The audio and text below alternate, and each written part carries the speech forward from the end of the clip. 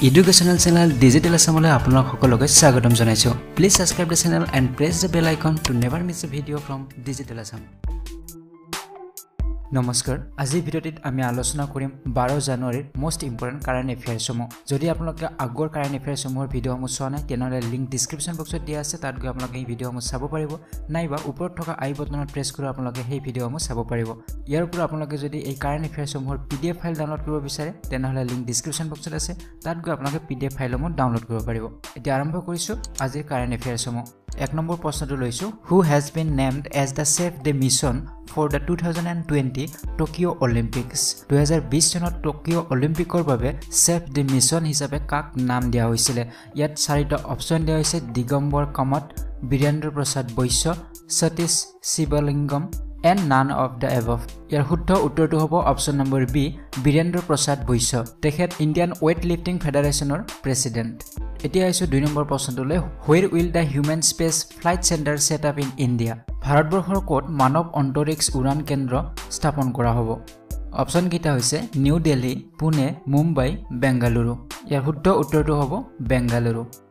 এতিয়া আইছো 3 number প্ৰশ্নটোলৈ who topped in the ranking of the Henley Passport Index in 2019 2019 চনৰ Henley passport ইনডেক্সত শীৰ্ষস্থান কোনখন দেশে দখল কৰিছে অপচনত আছে ইন্ডিয়া চাইনা জাপান ইউএসএ শুদ্ধ উত্তৰটো হ'ব অপচন নম্বৰ সি জাপান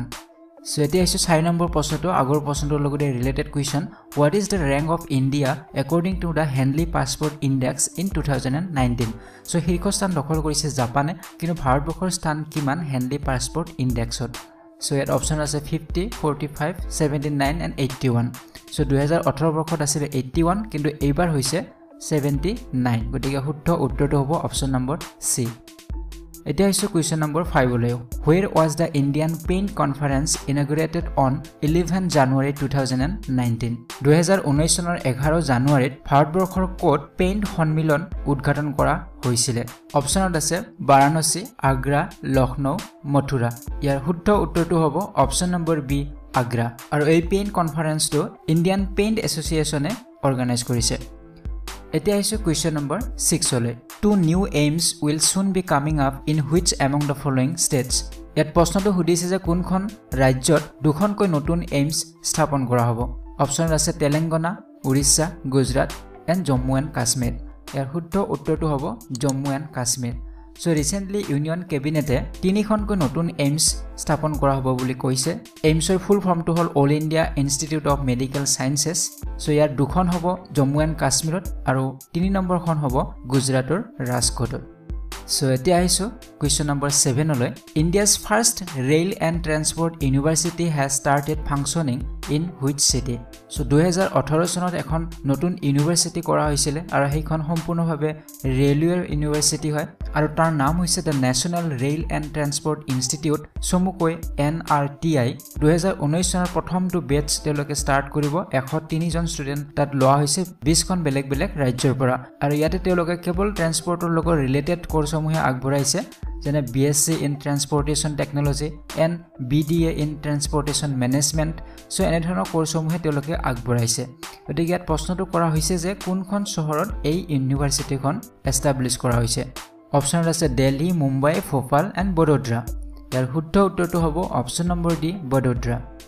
এতিয়া আহিছো কোৱেশ্চন নম্বৰ 8 লৈ who among the following has or have received the honorary membership of the Sydney Cricket Ground চমুকৈ SCG